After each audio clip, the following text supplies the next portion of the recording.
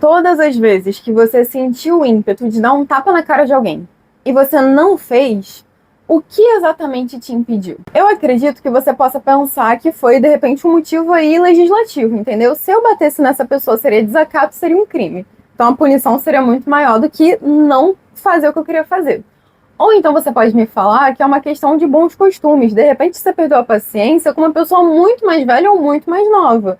Ou até um bom senso, qualquer coisa que possa ser um ímpeto muito mais forte do que o seu desejo, certo? Só que, na verdade, se a gente for parar para pensar no que realmente te impediu de cumprir com essa ação, nós vamos falar sobre aquele momento que você respirou muito fundo quando a vontade veio. Nós vamos falar sobre você ter se esforçado para, de repente, relaxar ali a tua mandíbula, acalmar suas mãozinhas ali, pensar em outra coisa e sumir daquela situação. Simplesmente estar nela de corpo, mas não estar nela de pensamento.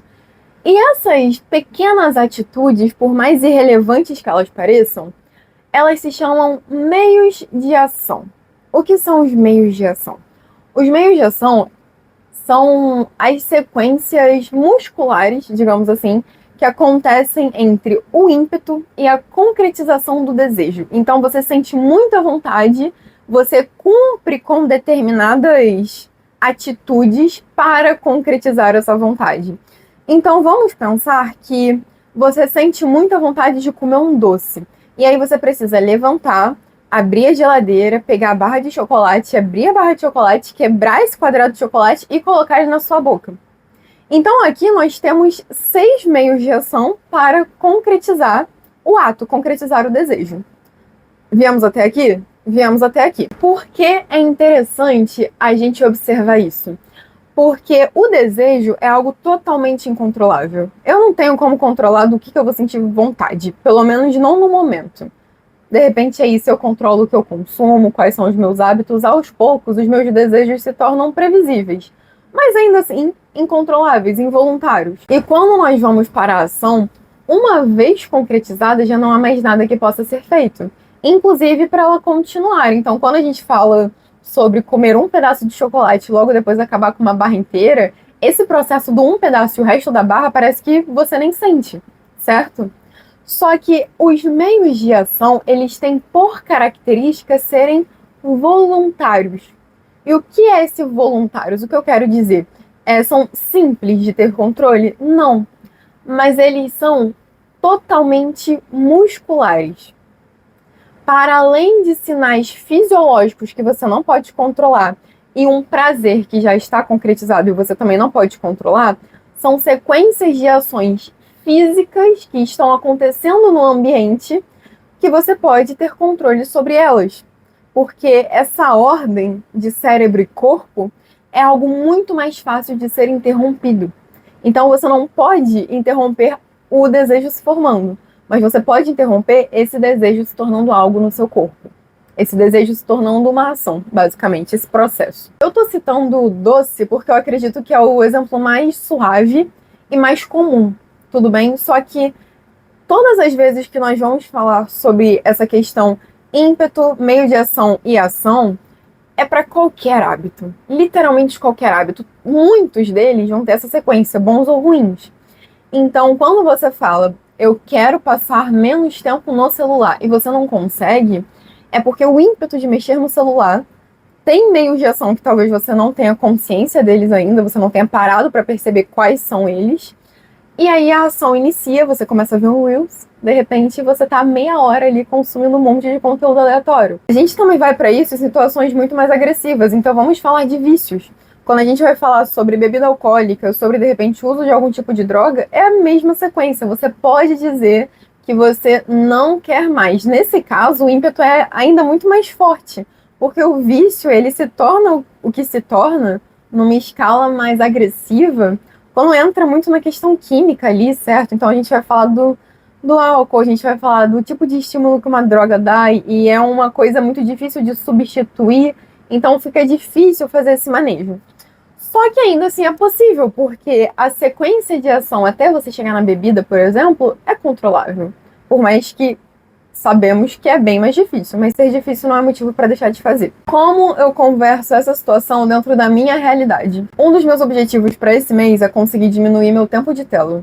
E aí, o que eu fiz? Eu comecei organizando um ambiente. Que ambiente? O próprio celular. Eu desinstalei o Instagram.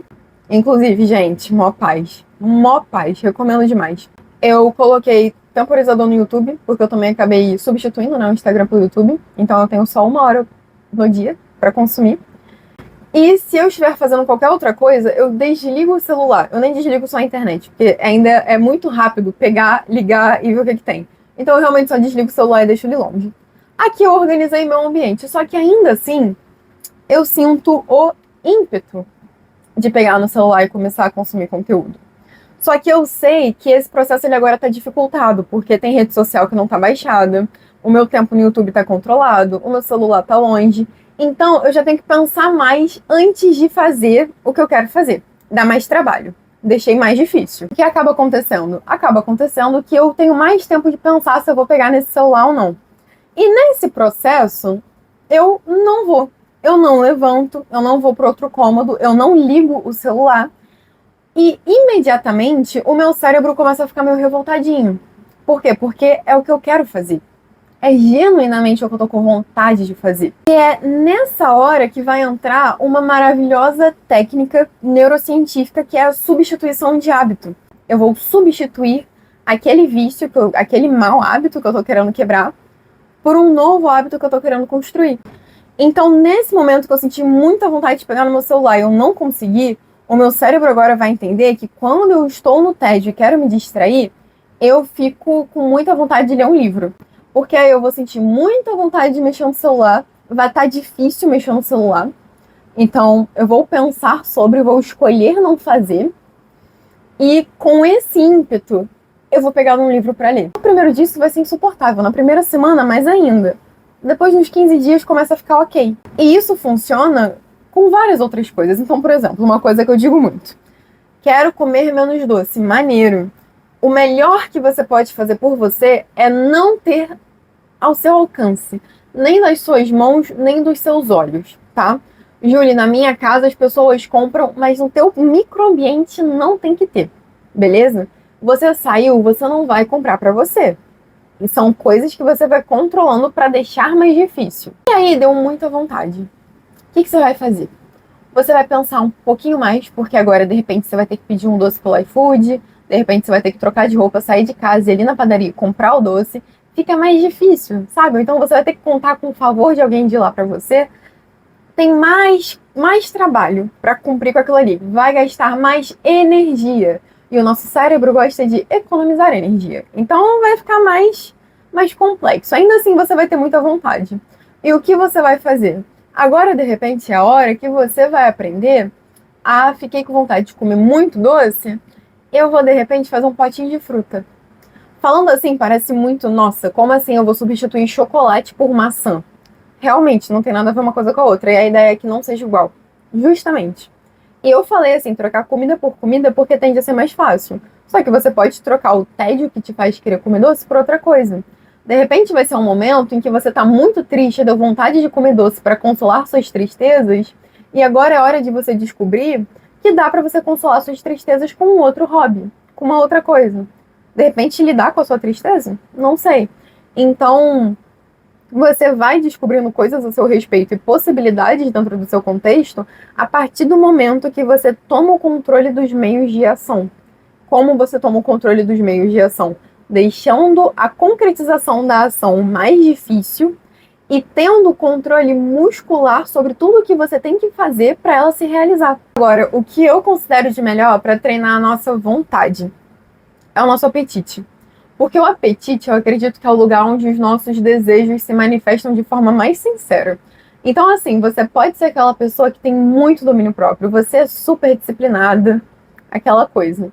Mas é quando você diz que vai passar 30 dias sem comer doce e falha miseravelmente no terceiro, é que você percebe que não é tão bem assim.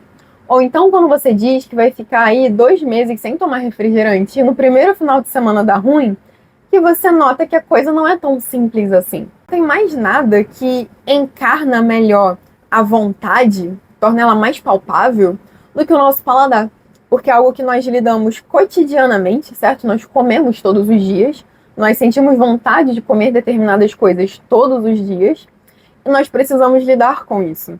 Não à toa, fazer dieta de início é horrível, porque basicamente você sente muita vontade de uma coisa e tem ali um papel te dizendo para fazer outra. Então torna mais intuitivo ao mesmo tempo que é muito ruim, até que se adapte. Adapte o quê? O paladar. Então ele vai começar a desejar outras coisas e isso acontece. Tudo que envolve desejo é algo que você se educa. Então pensa que todas as coisas que você deseja hoje foram coisas que você se entregou por muito tempo. A partir do momento que você começa a se entregar outras coisas, é uma questão de tempo até você começar a desejar essas outras coisas. Então nós temos sim essa adaptação da vontade, essa adaptação do paladar e o habituar-se a se dizer não, a se colocar limites. Então as coisas vão ficando mais previsíveis. Por exemplo, você pode não ter controle sobre o que você vai querer, mas você tem controle sobre o que você não vai fazer. Então você não sabe tudo o que você ainda vai desejar, mas você já sabe que consegue ter controle sobre isso e submeter o seu desejo à sua decisão, através dos meios de ação. Não à toa, eu fiz uma formação, que é a Educação do Apetite e Formação da Maturidade Alimentar, justamente com o intuito de ensinar a tornar a nossa alimentação, o nosso paladar, o nosso desejo mais previsível através de meios de ação. Então essa linha, né, esse raciocínio é bem melhor desenvolvido lá. Mais a mais é isso. Inclusive, tem um vídeo aqui no canal, eu vou deixar no card, que é sobre educação da vontade, justamente. E eu vou trabalhar mais essa questão de como a nossa vontade pode ser educada no cotidiano. Como nós podemos nos acostumar a parar de fazer só aquilo que é conveniente. Então é um bom complemento para esse vídeo aqui e recomendo que vocês pulem direto para lá. Se esse vídeo foi útil para você, não esquece de deixar seu like, se inscrever no canal e vejo vocês no próximo vídeo.